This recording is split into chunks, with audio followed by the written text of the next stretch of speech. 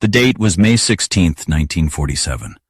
The time was 8:45 p.m., 15 minutes before the curtain was set to rise at the Apollo Theater on 125th Street. Outside, the line wrapped around the block, a snake of fedoras and fur coats shivering in the spring chill, everyone desperate to hear the voice that could make a grown man cry into his whiskey. They were there for Lady Day. They were there for Billie Holiday. But inside the dressing room, the air was not filled with anticipation. It was thick with the chemical smell of terror. The room was a claustrophobic box of mirrors and lights. Billie Holiday sat at her vanity, her hands trembling so violently that the eyeliner in her fingers looked like a seismograph needle. She was sweating through her silk gown, her eyes darting around the room like a trapped bird. On the table, amidst the lipstick and the half-empty bottle of gin, sat a small, folded wax paper packet. It was the only thing that could stop the shaking. It was the only thing that could get her on that stage. And it was the very thing that was about to destroy her. Ellsworth Bumpy Johnson stood by the door, his silhouette imposing against the peeling wallpaper. He wasn't there as a fan. He was there because he heard the whispers on the street that the Federal Bureau of Narcotics wasn't just watching, they were moving. Harry Anslinger, the head of the FBN, wanted a trophy. He didn't just want to arrest a junkie. He wanted to crucify a symbol. He wanted to silence the woman who dared to sing Strange Fruit in the face of white America. "They're here, William," Billie whispered, using the name only her closest friends knew. Her voice, usually a smoky cello, was cracked and brittle. "I saw them by the stage door. Men in raincoats. They're coming to take me." "Calm down, lady," Bumpy said, his voice a low, steadying bass. "Nobody is taking you anywhere but to that microphone." "You don't understand!" She grabbed the wax packet, clutching it in her fist as if it were a lifeline. "I can't flush it. I can't hide it. If I don't take it, I can't sing. If I take it, they catch me. They want me to fall, Bumpy. They want to see me break." Suddenly the hallway erupted. Heavy boots thundered against the floorboards. There was no knock. The door to the dressing room splintered inward with a deafening crash. 3 men in cheap suits and fedoras burst in, their badges flashing, their eyes hungry with the anticipation of the kill. Leading them was Agent Miller, a man with a face like a clenched fist who had spent months hunting the singer. "Federal agents!" Miller roared, his gun drawn, leveling it at the room. "Nobody move! Hands where I can see them!" Billie gasped, freezing in terror. Her right hand was clenched tight against her chest, holding the evidence that would send her to a federal prison for a decade. Miller saw the fist. He smiled, a cruel, thin stretching of lips. He knew exactly what was in there. "Drop it, Billie," Miller sneered, stepping forward. "Open your hand. It's over. The show is canceled." Bumpy Johnson moved. He didn't lunge at the agents. He didn't pull a weapon. He stepped purely on instinct, placing his body between the barrel of the gun and the trembling woman in the chair. It looked like a gesture of surrender, or perhaps a desperate attempt to shield a friend.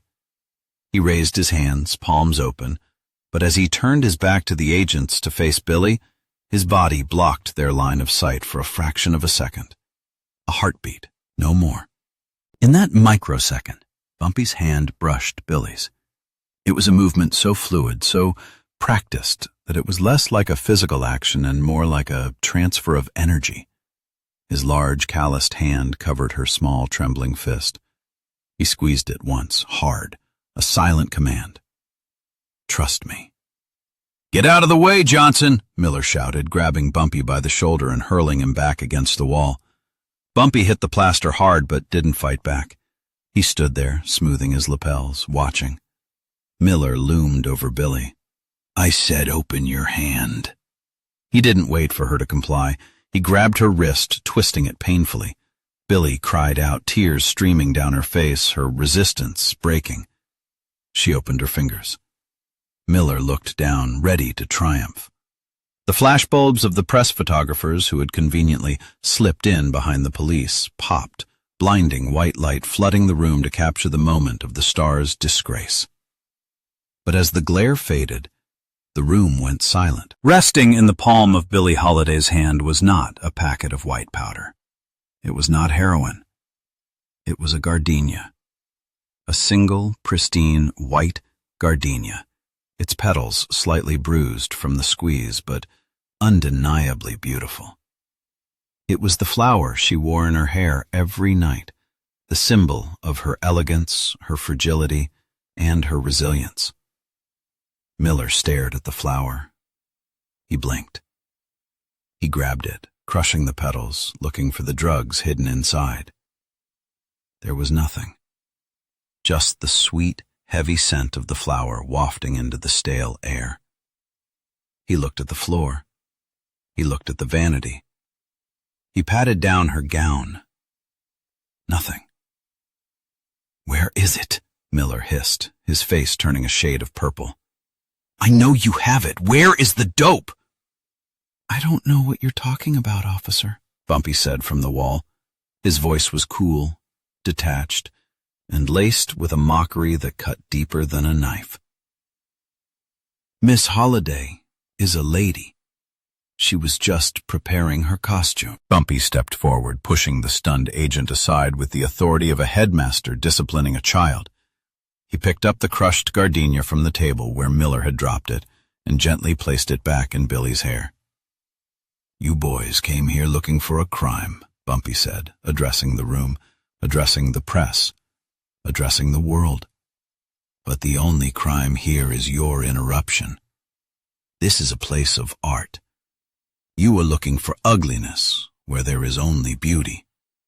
Now, if you don't have a warrant for a flower, I suggest you get the hell out. The lady has a show to do."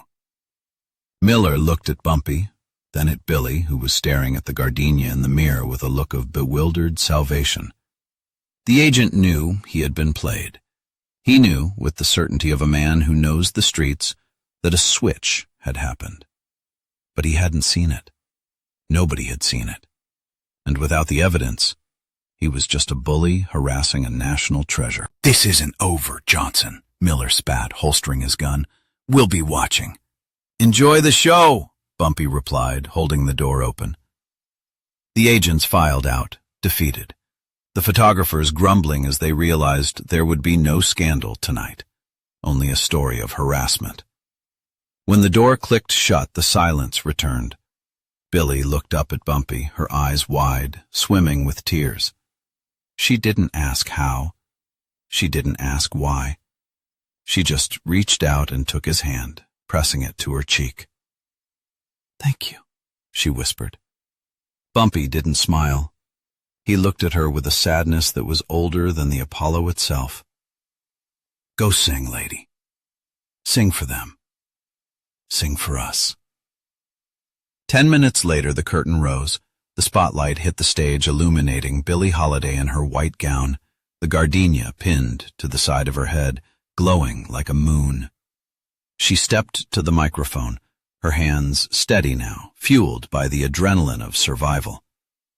The first notes of the piano drifted out, dark and mournful. "Southern trees bear strange fruit." As her voice filled the theater, haunting and raw, tearing at the soul of every person in the dark, Bumpy Johnson stood in the wings, hidden in the shadows where he belonged. He lit a cigarette, the smoke curling up into the rafters. He put his left hand into his trouser pocket. His fingers brushed against the cold wax paper of the packet he had palmed from her hand. He squeezed it. The heroin. The poison. The thing that was killing her.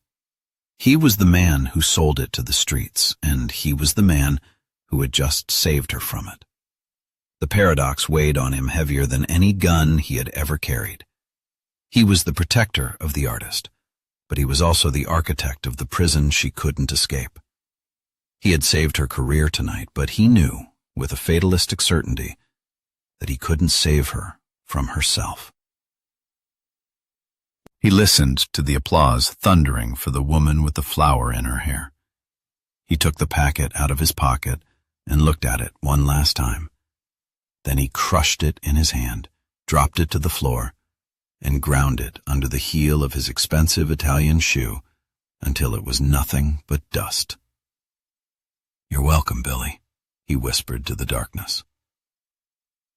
Bumpy Johnson turned and walked away, leaving the gardenia of the Apollo to shine in the light, while he carried the darkness back out into the Harlem night.